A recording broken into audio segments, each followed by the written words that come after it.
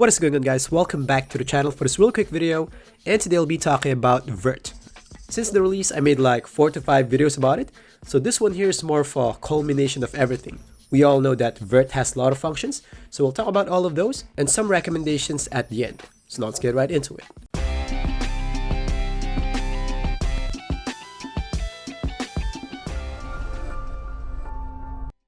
So after playing around with it, here are the things that I found out.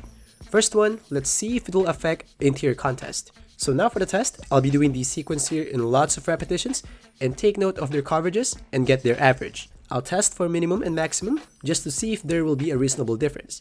And now for the results, here you can see I got a decent difference. That's 5 percentage point difference.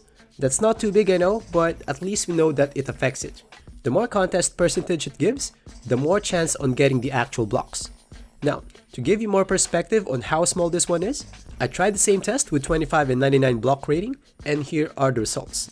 And here you can see I got around 30 percentage point difference, so meaning in terms of interior challenge, block rating has more impact compared to VERT. Which sounds fair, to be honest, because the only job of block rating is to swat shots, while VERT has a lot of jobs. Now for the next one, what about on chase down blocks? With this one here, I only used eye test, but my findings kind of make sense. So first, I tried to compare 25 and 99 block rating a lot of times. Then after that, I tried to compare 25 and 99 VERT on the same sequence. And after a lot of tries, I realized that I can feel the difference on 25 and 99 block rating, but I wasn't able to feel any difference on 25 to 99 VERT. Which makes sense because that resembles my stats a while ago, that in terms of blocking, your block rating really has more impact than VERT. Now for the next one, what about on perimeter challenge? I did pretty much the same test, but I'll just make 3-point shots instead. And here you can see, there's no reasonable gap between 25 and 99. That gap there could be just a margin of error, meaning it doesn't touch it. Keep in mind that's minimum and maximum. If it really affects it, then it should be at least noticeable. The stat that is mainly responsible for this one is your perimeter defense. So that's it for the challenge part. Now let's move on to the dunking part. We all know it unlocks dunk animation, that's given, but we're not talking about that. We'll talk about the actual effects. Like, will it enlarge your green window, or maybe it will let you take off from farther range. Now for the first one, does it enlarge your green window? So I'll be doing these sequence here in lots of repetitions and take snapshots of their green windows. And to make this test more accurate, I'll try to keep each samples the same, like the defender should be here always, and the dunk will take off around this part. And now for the results, 25 to 99 VERT is not showing any reasonable difference. Again, that's 25 and 99, then it should be at least noticeable. Then I might ask, shoots, then what stuff will enlarge or shrink the dunk meter green window? There could be lots of factors, but here are the main ones. You got the positioning of the defender, and some badges, and your driving dunk rating. In here I tested for 79 and 99 dunk ratings, and here are their meter snapshots. So a 29 driving dunk rating gap will show this difference. It may vary on lots of things, but this one here will give you an idea. Now for the next one, what about the takeoff points of your dunks? Will the game let you take off from farther range if you have higher VERT? Let's find out. In here you can see, 25 and 99 VERT can take off at the same part of the floor, so meaning it doesn't really directly let you take off farther.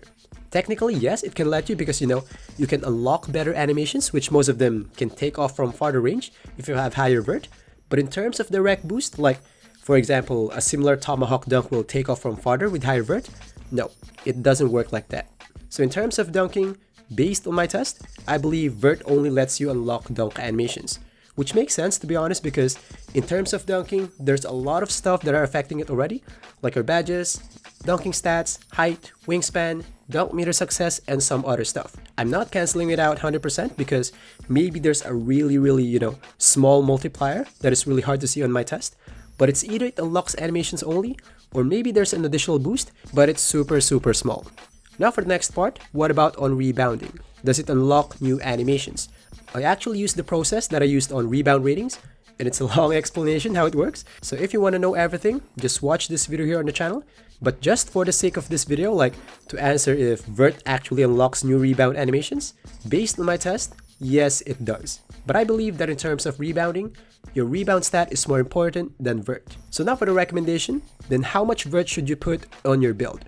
Of course, it's a personal preference based on your playstyle and build. But since the additional boost on blocks and rebounds are not that much, for the most part, I highly advise to just unlock whatever SIGs or badges you want to unlock. Like if you think that at 85 vert, every dunks that you will want will be unlocked, then go ahead at 85.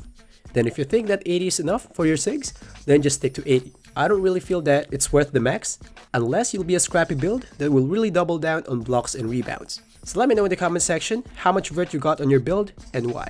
So that's all for the video. Again, please let me know in the comment section any recommendation for a topic.